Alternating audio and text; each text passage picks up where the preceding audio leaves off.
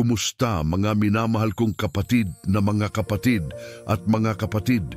Naway ang kapayapaan ng aming Panginoong Hesukristo at ang pagmamahal ng aming mahal na Inang Maria, ang Birhen ng Perpektong Saklulo at ang Birhen ng Lanaval ng Maynila ay maging sa inyong lahat ngayong araw na Biyernes, ika-01 ng Agosto 2025. Sa pagdating ng bagong umaga na ito, nagkakasamang tayo sa panalangin upang humingi ng proteksyon at pagpapala para sa aming mga tahanan, sa aming mga pamilya, at sa lahat ng sumasaklaw ng aming mga puso. Salamat sa iyo, Panginoong Hesus, sa lahat ng mga pagpapalang inyong ipinadadala sa amin tuwing umaga. Salamat sa hininga na inyong ipinagkakaloob sa amin, sa pagigib ng bagong lakas, sa pagkaing nasa aming mga hapag, sa tubig na umiinom namin, at sa lahat ng mga simpleng bagay na madalas naming hindi napapansin ngunit nagbibigay sa amin ng buhay.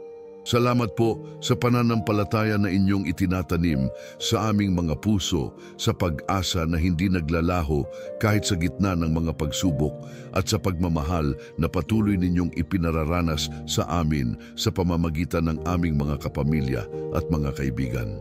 Salamat din po sa mga simpleng kasiyahan na inyong ipinagkakaloob sa amin, sa ngiti ng aming mga anak na bumabati sa amin tuwing umaga, sa yakap ng aming mga asawa na nagbibigay ng init sa aming mga puso, sa tawag ng aming mga magulang na nagpapaalala sa amin na may mga taong nag-aalala sa amin.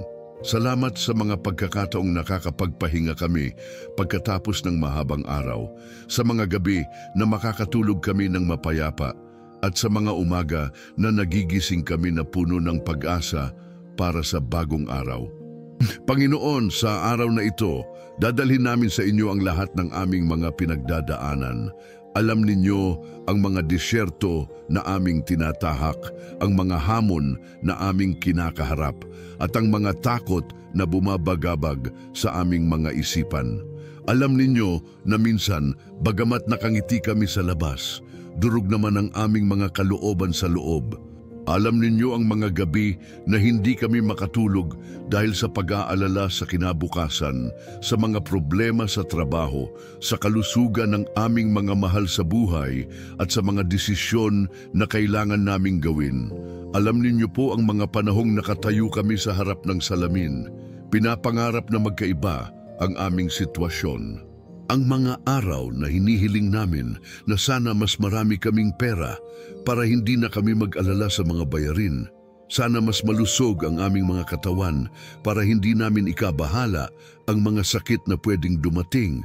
Sana mas payapa ang aming mga relasyon para hindi na kami mag-away-away sa mga maliliit na bagay. Panginoong Hesus, inaalay namin sa inyo ang lahat ng aming mga sakit sa kalooban, ang mga sugat na hindi pa gumagaling, ang mga pangarap na tila nalayuan na, ang mga relasyon na nasira, at ang mga pagkakamali na patuloy pa ring sumusunod sa amin. Tinatanggap namin na hindi namin kaya ang lahat, na may mga bagay na lampas sa aming kakayahan, at na kailangan namin ng inyong gabay sa bawat hakbang na aming gagawin. Indaalay din namin sa inyo ang mga panahong nagdududa kami sa aming sarili. Ang mga pagkakataong feeling namin na hindi kami sapat, na hindi kami deserving ng mga magagandang bagay, at na baka hindi namin kayang maging ang mga taong gusto ninyong maging kami. Inaalay namin ang takot na baka hindi namin matupad ang mga expectation ng mga taong mahalaga sa amin, ang worry na baka maging disappointment kami sa mga taong umaasa sa amin. Magtiwala kayo na si Jesus ay handang gabayan kayo sa lahat ng inyong mga desisyon ngayong araw na ito. Ilagay ninyo ang sumasama ako kay Jesus kung naniniwala kayo na siya ang inyong gabay sa buhay. Inaalay din namin sa inyo ang takot na nararamdaman namin para sa aming mga tahanan. Sa mundo ngayong puno ng gulo at hindi tiyak na kinabukasan, minsan natatakot kami na baka hindi namin maprotektahan ang aming mga pamilya. Natatakot kami sa mga sakit na pwedeng dumating, sa mga aksidente na pwedeng mangyari, sa mga taong may masamang balak, at sa mga hamon na hindi namin alam kung paano haharapin. Ngunit nagtitiwala kami na kayo, Panginoon, ang aming sandigan at kanlungan. Natatakot din kami sa mga balitang naririnig namin araw-araw, sa mga krimen na nangyayari sa aming mga kapitbahayan, sa mga sakuna na tumatama sa iba't ibang lugar, sa mga pagbabago sa ekonomiya na nakakaapekto sa aming mga trabaho. Natatakot kami na baka magiging parte kami ng mga statistics na yan, na baka kami ang susunod na maapektuhan ng mga masasamang pangyayari. Pero Panginoong Hesus, naaalala namin ang mga salita ninyo na huwag kayong matakot, ako ay kasama ninyo. Naaalala namin na kayo ang Diyos na hindi natutulog, na laging nakabantay, na walang nakakalimutan. Kaya nga hinahiling namin na gawing impenetrable fortress ang aming mga tahanan, na walang kasamaan ang makakapasok, walang negatibong enerhiya ang makakagulo sa aming kapayapaan. Sa gitna ng mga pag-aalala namin, dumarating kayo sa amin, Panginoong Hesus, bilang aming kapayapaan. Alam namin na walang mangyayaring masama sa amin na hindi ninyo alam, walang problema na hindi ninyo kayang solusyonan, at walang takot na hindi ninyo kayang palitan ng kapayapaan. Kaya ngayon, hinihiling namin sa inyo na gawing sanctuary ang aming mga tahanan, ang mga lugar na aming ginagalawan, at ang mga puso ng bawat miyembro ng aming pamilya. Panginoong Hesus, hinahiling namin na ang aming mga tahanan ay maging tulad ng Nazareth, kung saan kayo lumaki kasama sina Maria at Jose, na maging lugar ng pagmamahal, ng pag-unawa, ng pasensya at ng pagpapatawaran, na sa halip na mga salitang nakakasakit, marinig sa aming mga tahanan ang mga salitang nagpapagaling, na sa halip na mga away at hindi pagkakaintindihan, magkaroon ng respeto at pakikipagkasundo. Naway maging lugar ng panalangin ang aming mga tahanan, kung saan natural lang na magdasal kami bilang pamilya bago kumain, bago matulog, at sa mga panahong nangangailangan kami ng gabay, na maging lugar din ng pagbabahagi, kung saan komportable kaming ikwento ang mga nangyari sa amin sa buong araw, ang mga problema na kinakaharap namin, at ang mga kasiyahan na aming nararanasan. Banal na Espiritu, bumaba po sa amin ngayong umaga na ito. Hinginin namin ang inyong liwanag na magbibigay daan sa aming mga desisyon. Sa bawat salitang aming sasabihin, sa bawat gawa na aming gagawin, at sa bawat pagmamahal na aming ipapakita, naway ikaw po ang aming gabay.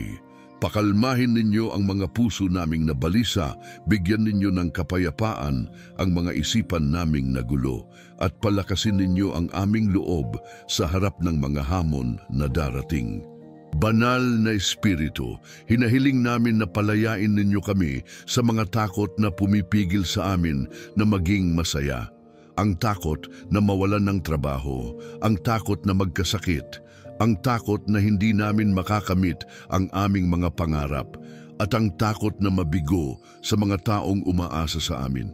Palitan ninyo ang mga takot na ito ng tiwala sa Diyos, ng pag-asa sa mga magagandang plano niya para sa amin, at ng kapayapaan na nagmumula sa pagkakaalam na tayo ay minamahal ng walang hanggan. Banal na Espiritu, turuan ninyo kami kung paano maging mga magulang na nagbibigay ng tamang gabay sa aming mga anak. Na hindi lang namin sila tinuruan kung paano maging successful sa mundo, kundi kung paano din maging mabubuting tao na may takot sa Diyos.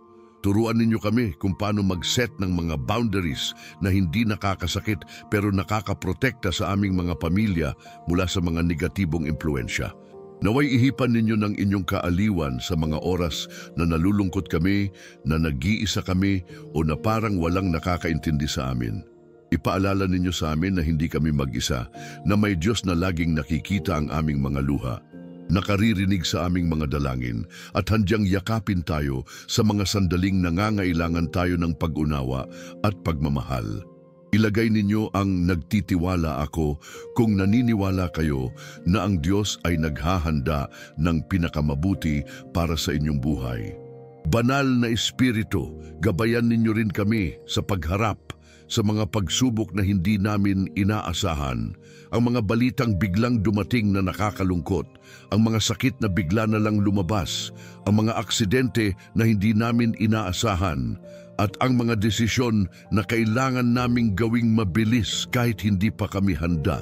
Bigyan ninyo kami ng karunungan na makakagawa ng mga tamang desisyon kahit sa gitna ng pressure at emosyon.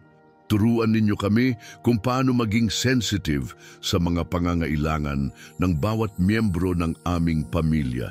Minsan kasi busy tayo sa sarili nating mga problema na nakakalimutan nating may mga kapatid, mga anak o mga magulang na may sariling mga pinagdadaanan din.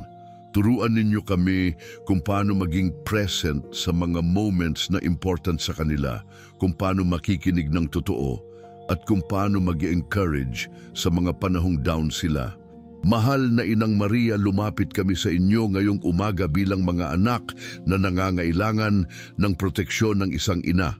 Kayo po na nasa tabi ni Jesus sa Kalbaryo. Kayo po na nakatanaw sa mga pagdurusa ng inyong anak. Makakaintindi kayo sa mga dalamhati na aming nararanasan. Hinahiling namin na takpan ninyo kami ng inyong kumot, na ipagkunwari ninyo kami sa inyong anak at na maging kasama namin sa lahat ng aming mga laban. Birin ng perpektong saklolo, alam namin na kayo ang nanay na hindi tumatagi sa mga hiling ng inyong mga anak. Kayo ang nanay na handang makipaglaban para sa amin, na handang magmakaawa sa inyong anak para sa aming kabutihan. Kaya ngayon, hinahiling namin sa inyo na maging advocate namin sa harap ng Diyos, na ipakita sa Kanya na deserving kami ng proteksyon at pagpapala. Dumaan po kayo sa mga hindi namin kayang solusyonan, ang mga problema sa pamilya na tila walang solusyon, ang mga karamdaman na hindi gumagaling, ang mga utang na hindi namin mababayaran, at ang mga relasyon na nasira na. Ipakita po ninyo sa amin na walang imposible sa Diyos, na ang mga bagay na tila hopeless sa mata ng tao ay kayang baguhin ng kamay ng Panginoon. Mahal na Inang Maria, hinahiling din namin na protektahan ninyo ang mga damdamin ng bawat miyembro ng aming pamilya. Ang mga bata na madaling ma-influence ng mga makakasama nilang tao, ang mga teenagers na dumadaan sa mga confusion at peer pressure, ang mga matatanda na minsan nawawalan ng self-worth dahil feeling nila wala na silang silbi. Turuan ninyo kami kung paano magbigay ng emotional support sa isa't isa. Birhen ng La Naval ng Maynila, kayo pong naging tanglaw ng mga Pilipino sa mga panahong mahirap. Gabayan ninyo kami sa pagtatag ng mga pamilyang matatag sa pananampalataya. Turuan ninyo kami kung paano maging mga magulang na nagbibigay ng mabuting halimbawa sa aming mga anak, mga asawa na nagmamahal ng walang kondisyon, at mga anak na gumalang at nagmamahal sa aming mga magulang. Ipakita ninyo sa amin kung paano gawing priority ang family time sa gitna ng mga busy schedule namin. Kung paano maglaan ng oras para sa heart-to-heart conversations, para sa mga family activities na nagpapalapit sa amin sa isa't isa, at para sa mga shared experiences na magiging magagandang alaala namin in the future. Mahal na Inang Maria, protektahan ninyo rin ang financial stability ng aming mga pamilya. Hindi namin hinihingi na maging super yaman kami, pero sapat lang na hindi kami mag-alala sa pagkain, sa bayad sa kuryente, sa tuition ng mga bata, at sa mga emergency expenses na bigla na lang dadating. Gabayan ninyo ang mga breadwinners ng aming mga pamilya na makagawa ng mga wise decisions pagdating sa pera. Ama namin na nasa langit, sambahin nawa ang inyong pangalan. Mapasa amin nawa ang inyong kaharian. Mangyari nawa ang inyong kalooban, dito sa lupa para nang sa langit. Bigyan ninyo kami ngayon ng aming kakanin sa araw-araw, at patawarin ninyo kami sa aming mga kasalanan para ng pagpapatawad namin sa mga nakakasala sa amin. At huwag ninyong itulot na kami ay mahulog sa tukso, kundi iadya ninyo kami sa masama. Amen. Mga minamahal kong kapatid, sa panalangin ito, nais kong ipaalala sa inyo na ang proteksyon ng Diyos ay hindi lamang para sa aming mga katawan, kundi para din sa aming mga kaluluwa. Minsan, mas mahahalagang protektahan ang aming mga puso mula sa pagkakabit, sa galit, sa inggit, at sa mga negatibong damdamin na sumisira sa aming kapayapaan. Sa mundo kasi ngayon, maraming nakakatempt na maging bitter tayo. Ang mga nakikita nating corruption sa government, ang mga taong nangunguna pero hindi deserving, ang mga injustice na nangyayari sa aming paligid, madaling maging cynical, madaling mawalan ng faith sa humanity.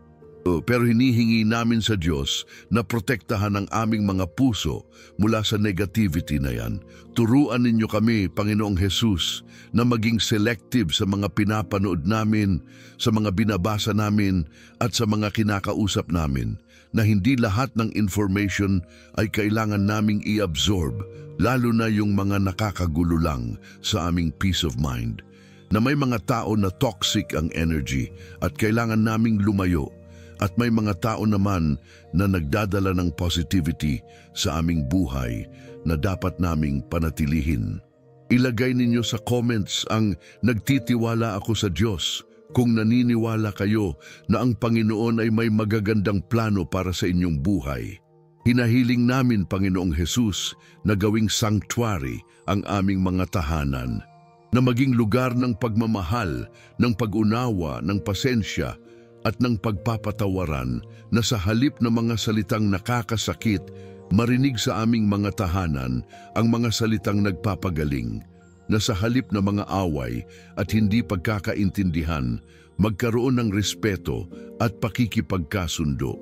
Protektahan ninyo, Panginoon, ang bawat sulok ng aming mga bahay, ang mga pintuan na dadaanan ng aming mga kaibigan at kamag-anak, na magdadala sila ng pagmamahal at hindi ng sama ng loob.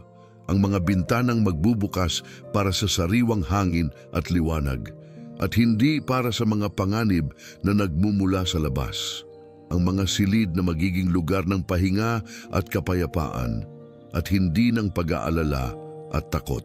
Protektahan ninyo ang aming mga kusina na maging lugar ng preparasyon ng mga pagkaing magbibigay ng lakas sa aming mga katawan.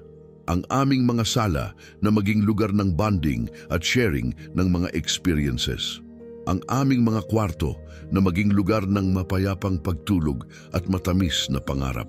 At ang aming mga sulok ng panalangin na maging lugar ng connection sa inyo. Panginoong Jesus, protektahan ninyo rin ang mga gadget na ginagamit namin, ang mga cellphone, laptops at mga telebisyon, na hindi ito maging sources ng temptation o ng mga content na nakakasama sa aming spiritual growth. Gabayan ninyo kami na gamitin ang technology sa paraan na nakakatulong sa amin at sa aming mga pamilya at hindi nakakasira. Sa mga araw na darating, Panginoong Jesus, hinahiling namin na bigyan ninyo kami ng lakas na harapin ang lahat ng mga hamon na darating. Kung may mga pagkakasakit na darating, naway maging daan ito upang mas lalo pa naming maranasan ang inyong pagmamahal at malasakit. Kung may mga problema sa pinansya na haharapin namin, naway maging pagkakataon ito upang mas lalo pa naming matutuhan ang pagtitiwala sa inyong pag-aalaga. Kung may mga hindi pagkakaintindihan na mangyayari sa loob ng aming mga pamilya, turuan ninyo kami kung paano mag-reconcile ng mabilis at effective, na hindi namin hayaang tumagal ang mga galit, na hindi namin dalin sa susunod na araw ang mga sama ng loob, at na matutuhan naming mag-apologize at magpatawad ng totoo. Batang Maria, puno ka ng grasya, ang Panginoon ay sumasa iyo. Pinagpala ka sa mga babae at pinagpala ang bunga ng inyong sinapupunan na si Jesus. Banal na Maria, Ina ng Diyos, ipanalangin mo kami na mga makasalanan, ngayon at sa oras ng aming kamatayan. Amen. Mahal na Birhen Maria, sa bawat panalangin na aming isinasalita, naway kasama ninyo kami. Sa bawat desisyong ginagawa namin, naway gabayan ninyo kami. Sa bawat problema na kinakaharap namin, naway maging kasama ninyo kami. At sa bawat tagumpay na aming natatamasa, naway kasama ninyo kami sa pagpapasalamat sa inyong anak na si Jesus. Turuan ninyo kami, mahal na ina, kung paano maging mas patient sa mga family members namin na may mga ugaling nakakairita. Yung mga kamag-anak na palaging late, yung mga kapatid na hindi nagtutulungan sa mga gawaing bahay, yung mga magulang na minsan sobrang strict o sobrang lenient. Turuan ninyo kami na makita yung good intentions nila even when their actions ay hindi perfect. Gabayan ninyo rin kami sa pagdidisiplina ng aming mga anak, na hindi kami sobrang strict na takot sila sa amin, pero hindi rin kami sobrang permissive na wala silang respeto. Na matutuhan namin yung balance between being loving at being firm, between giving them freedom at setting healthy boundaries. Ilagay ninyo ang ako ay nananalangin kung patuloy ninyong ginagawa ang panalangin bilang bahagi ng inyong pang-araw-araw na buhay. Banal na Espiritu, sa mga panahong hindi namin alam kung ano ang dapat naming gawin, maging ninyo ang aming guro. Turuan ninyo kami kung paano maging mapagpatawad sa mga taong nakagawa sa amin ng hindi maganda. Turuan ninyo kami kung paano magmahal ng walang inaasahan na kapalit. Turuan ninyo kami kung paano maging patient sa mga pagkakataong gusto na naming sumuko. Turuan ninyo rin kami kung paano mag-budget ng aming mga resources, hindi lang pera, pero pati na rin oras at energy. Kung paano mag-allocate ng oras para sa trabaho, para sa pamilya, para sa sarili at para sa Diyos. Kung paano mag-prioritize ng mga activities na truly important versus yung mga activities na parang importante lang, pero hindi naman essential.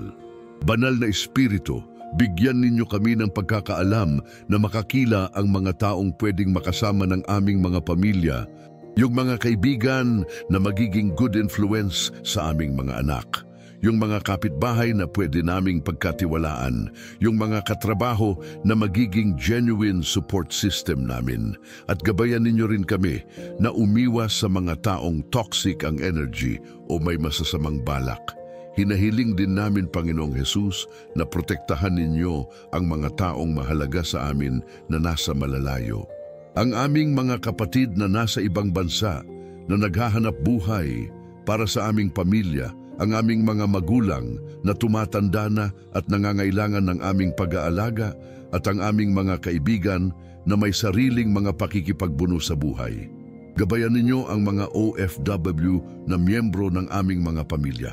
Protektahan ninyo sila sa mga panganib ng buhay sa ibang bansa, bigyan ninyo sila ng mga employer na maayos at panatilihin ninyo ang komunikasyon namin na malapit kahit malayo sila. Turuan ninyo kami kung paano mag-maintain ng strong family bonds kahit separated tayo ng distance. Salamat, Panginoong Hesus, sa lahat ng mga biyayang inyong ipinagkakaloob sa amin.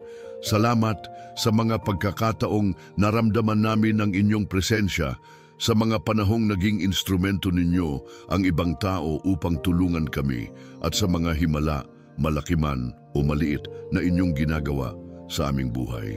Salamat sa mga unexpected blessings na dumating sa amin, yung mga job opportunities na hindi namin inaasahan, yung mga financial help na dumating sa tamang timing, yung mga pagkakamatay na nangyari kahit wala ng pag-asa sa mata ng mga doktor.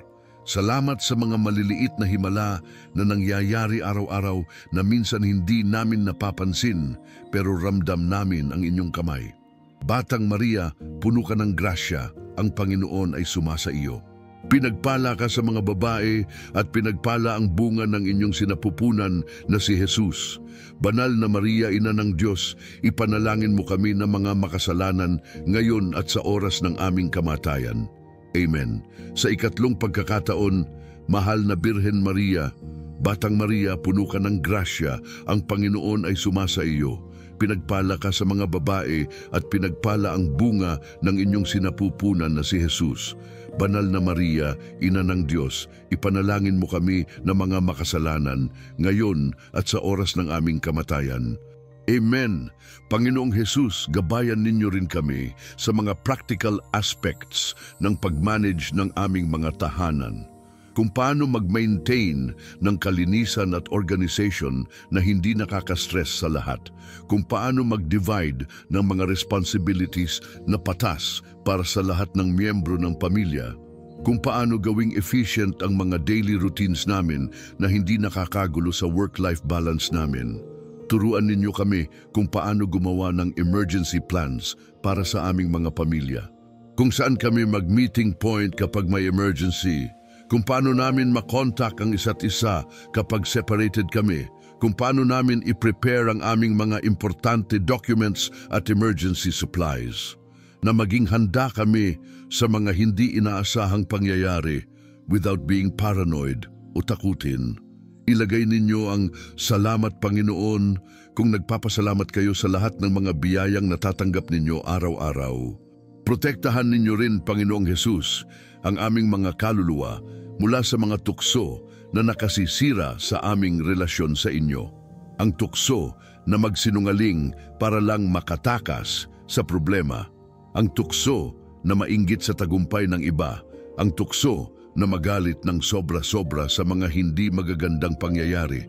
At ang tukso na mawalan ng pananampalataya sa mga panahong mahirap. Protektahan ninyo kami sa pagmamataas na pumipigil sa amin na humingi ng tulong kapag kailangan namin. Minsan kasi nahihiya tayo aminin na hindi namin kaya, na may mga bagay na hindi namin alam o na may mga problema na hindi namin masolve mag-isa.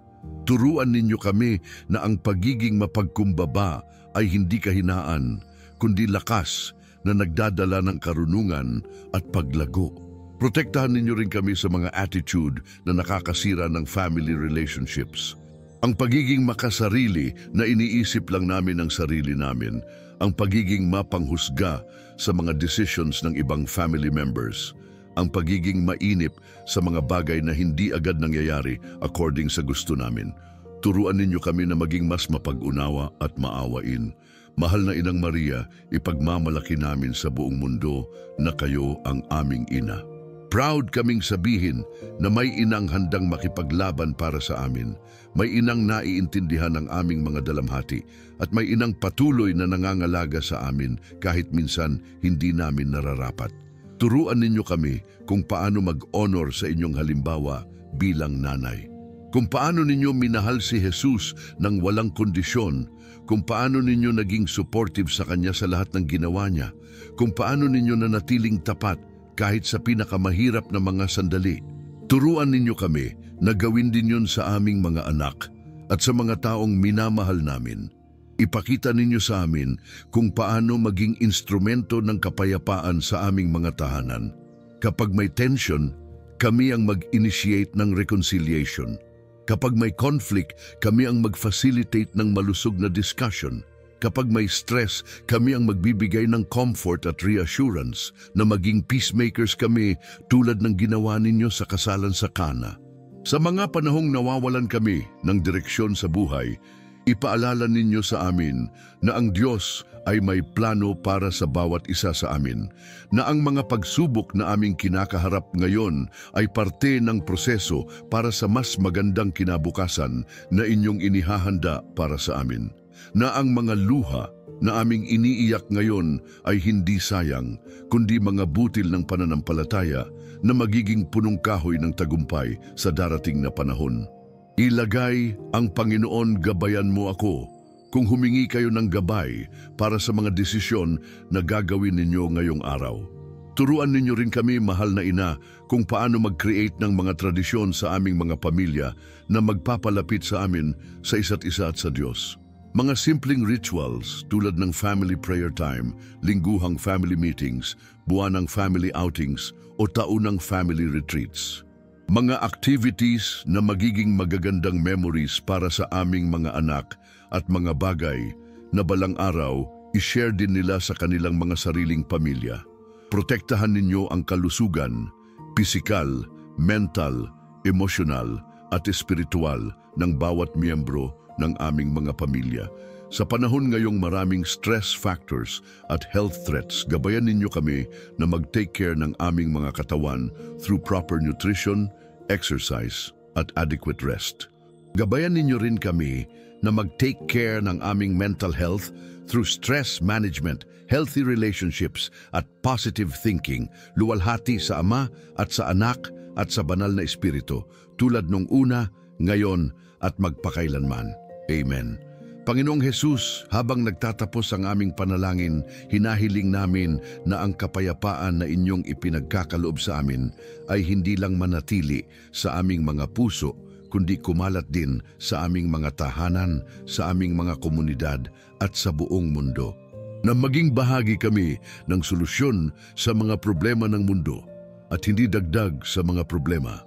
Turuan ninyo kami kung paano maging mga tagapagkapayapaan sa aming mga tahanan, kung paano magpatawad ng mabilis, kung paano magmahal ng walang kondisyon, at kung paano maging patient sa mga pagkakataong gusto na naming magalit. Turuan ninyo kami kung paano maging grateful sa mga simpleng bagay, kung paano magbahagi sa mga nangangailangan, at kung paano maging blessing sa buhay ng iba. Gabayan ninyo rin kami na maging responsible members ng aming community, na tumulong sa mga kapitbahay na may problema, na makiisa sa mga community projects na nakakatulong sa lahat, na maging model citizens na sumusunod sa mga batas at nag-contribute sa common good, na hindi lang kami nag-iisip ng sarili namin, kundi ng kapakanan din ng mga taong nakapaligid sa amin. Panginoong Hesus, protektahan ninyo ang mga pangarap at aspirations ng bawat miyembro ng aming mga pamilya. Yung mga pangarap ng aming mga anak na maging successful sa kanilang mga chosen careers, yung mga goals namin bilang mga magulang na makabigay ng magandang kinabukasan sa kanila, yung mga retirement plans ng aming mga matatandang family members. Gabayan ninyo kami na gawin ang lahat ng makakaya namin to support each other's dreams. Sa mga araw na darating, Panginoong Hesus, hinahiling namin na patuloy ninyong palakasin ang aming pananampalataya. Sa mga panahong mukhang hindi ninyo kami naririnig, ipaalala ninyo sa amin na narito kayo, nakikinig at nag-aantay ng tamang panahon para magbigay ng tugon. Sa mga panahong feeling namin na hindi ninyo kami minamahal, ipakita ninyo sa amin ang mga paraan na ginagawa ninyo ito sa pamamagitan ng mga taong nagmamalasakit, ng mga pagkakataong nakaligtas kami sa panganib at ng mga biyayang hindi namin napapansin. Hinahiling din namin na bigyan ninyo kami ng lakas ng loob na mag-take ng risks kapag kailangan para sa betterment ng aming mga pamilya. Minsan kasi takot tayo mag-try ng mga bagong opportunities dahil baka ma-fail tayo o baka maging mas masama pa ang situation namin. Pero gabayan ninyo kami na makita ang difference between calculated risks na worth it versus reckless decisions na magiging detrimental sa amin.